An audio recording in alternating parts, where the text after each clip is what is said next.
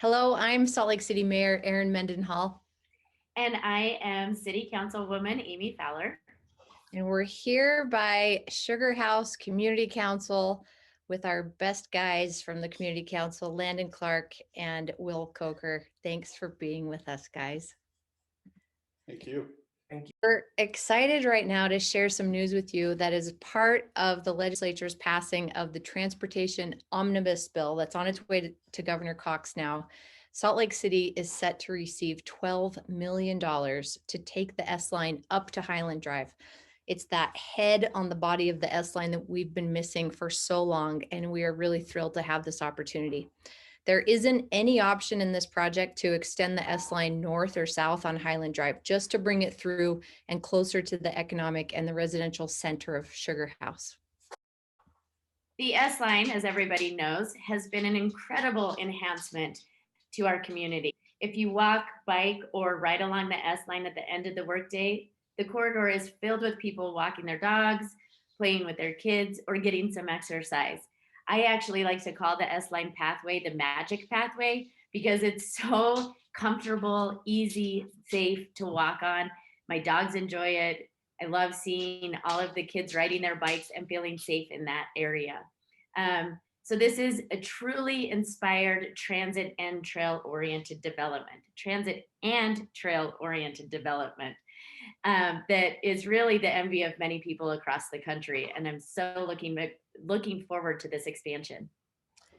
With this new funding that's guaranteed and a proposal for expansion eastward in the works, we're talking, as I said, with our Sugar House Community Council Chair, Landon Clark, and Sugar House resident Will Coker to get their thoughts on what lays ahead. Landon and Will, thank you for being here. Thanks for inviting us. Yeah, thank you. What do you think? Go ahead, Will. Well, I'm very excited for the project. I think it's important that we get it up to Highland Drive.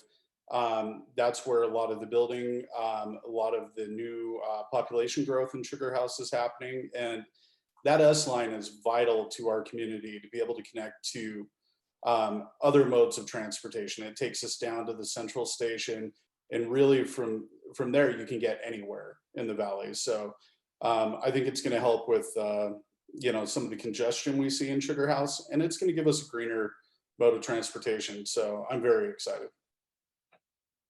Yeah, and I think the community is 100% behind us, along with the developers in that area, with all the residential units coming online. It's an important piece. Where it's at now and where we can get it to makes it, I think, so much more rideable for hauling your groceries and feeling like, yeah, I can make that distance, closing the gap, or having a kid on each hand and navigating through Sugar House. I think it makes all the difference. And we want to have that age spectrum of population have a really inclusive community, which Sugar House, especially in the heart of Sugar House, does well right now. But where the S-line ends today isn't necessarily walkable and accessible for the density of population that's happening there. So this is an incredible opportunity. You know, one thing if I may, Mayor, piggyback on this and how exciting it is the connection that the S-line has with South Salt Lake and our residents just to the south of us that really utilize the S-line to access different resources. It's something that I know is a priority for you, Mayor, and certainly is a priority for our city council of really making that 15-minute walkable area neighborhood. And this not only benefits the residents of Sugar House, but it benefits our very close neighbors that are, a couple of blocks away, that, like I said, utilize that S-line for resources like our Boys and Girls Club, but will now be able to utilize it for even more resources. Imagine just hopping on the S-line and getting straight up to our new University of Utah Healthcare Center. And for a lot of people that may not have access to their own private transportation, it's huge and it's exciting. And I think as a benefit, like I said, not just to our neighbors, but our neighborhood, our little neighborhood, but to all of our neighbors that are around us. So there's next steps. Council Chair, there's next steps with the City Council. Certainly, there's a lot of next steps with the Sugar House Community Council and the community at large through the public processes that we always go through.